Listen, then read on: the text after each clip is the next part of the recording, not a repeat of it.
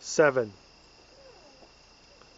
The Knight of the Swan fought against the Knight of Mirrors.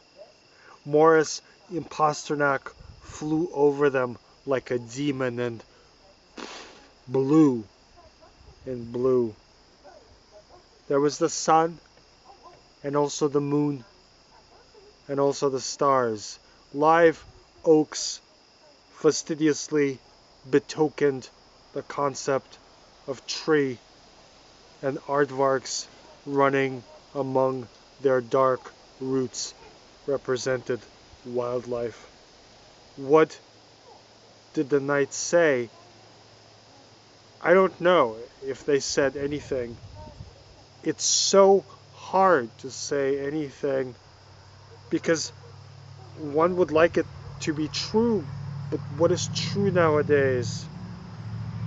The Knight of the Swan had 100 teeth, most of them canine, or maybe he had 700 teeth, some of them feline. The Knight of Mirrors was full of reflections. It was the aardvarks that spoke. How abysmal it is to be an aardvark. We're pushed to the forefront of every list. Although we suffer from fear of open spaces, everybody makes fun of our noses. Were you born that way, or did you have a close encounter with a sausage machine?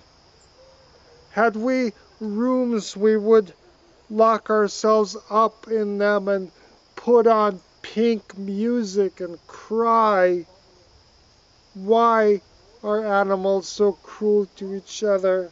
Only animals are so cruel to each other. The philosophers are right. We have no souls.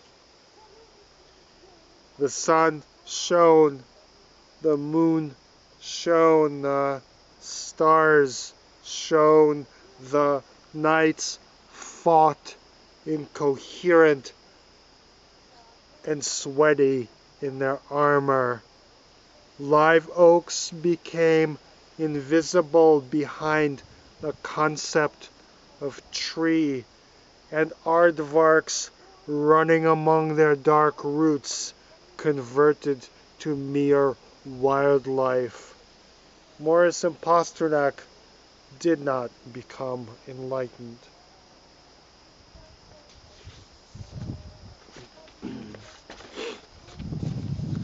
Eight. Let us ask a question. Where have you been, Morris and Pasternak? Whom have you lied to again, and when? Among what arms, what legs have you remembered what arms, what legs? If there was a paradox in some proposition, then does it matter what's a proposition without a paradox? If there was a love that is no longer, then does it matter? There's so many things that are no longer. How many philosophers does it take to prove anything, no matter how small? We do not know the answer to this question, or any question at all.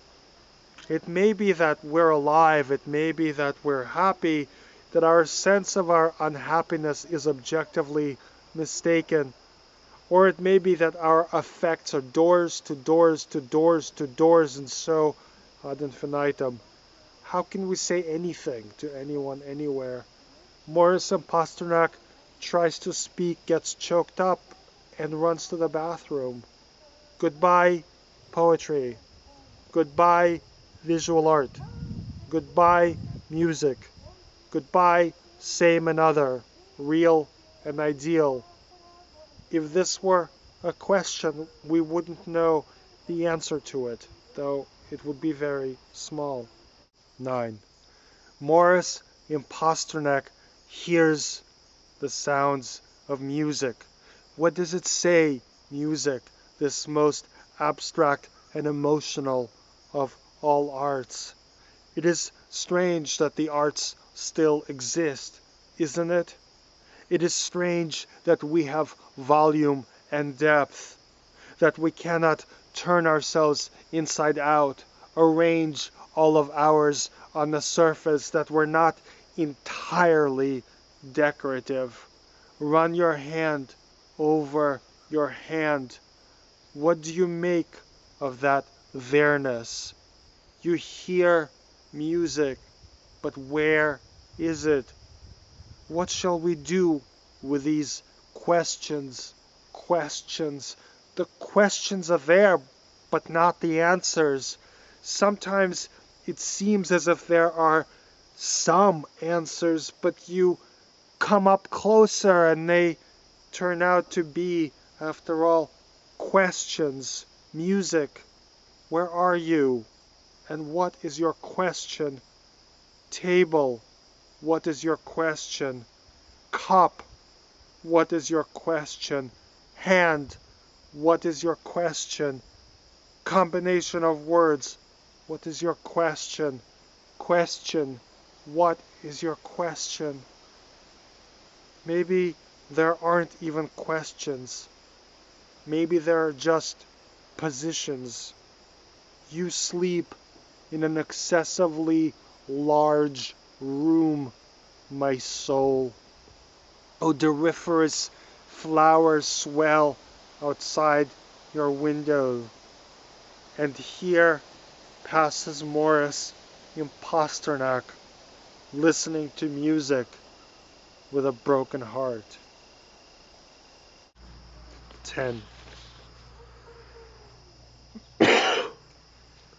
A company of philosophers descended the high place with a fife and a drum and a lyre and a juice harp.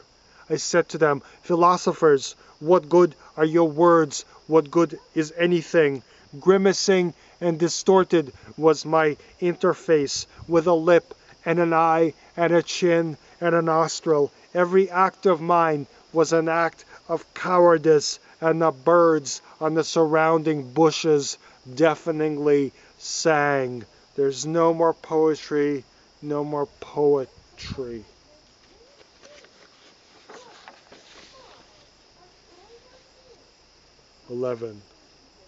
After poetry ended and the world stripped down to inanimate structures, a building unfinished because unpaid for, among garbage and voices of fools and murderers hawking God. Does knowing how to love include knowing when to stop? Morris Imposternak decided, since language expressing as it does the struggle for domination, the civil cannibalism of the social, has lost all meaning but that, to discontinue his labors upon this poem also.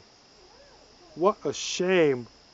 It might have turned out an okay poem, but what could it possibly have said? It takes a specialist to issue a true statement. And to write a poem without true statement is like having your arms go through the gestures of swimming when you still have your feet planted on the pool's tiled floor. 12.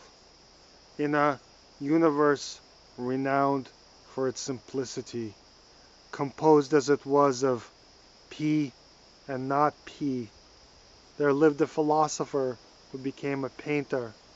He painted portraits of philosophers. Each of them was caught in the act of thought, like a victim of eating disorder in front of the refrigerator.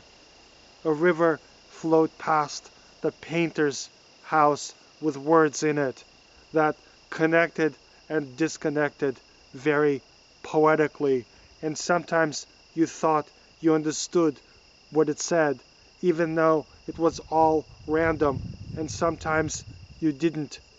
The sun rose and the sun set, and sometimes the other way around, and the seasons progressed from winter to spring to summer to fall, and sometimes the other way around. Every Saturday, a philosopher who became a violinist came by to play always the same sonata composed of 3 movements. First movement, love. Second movement, love and loss. Third movement, just lost.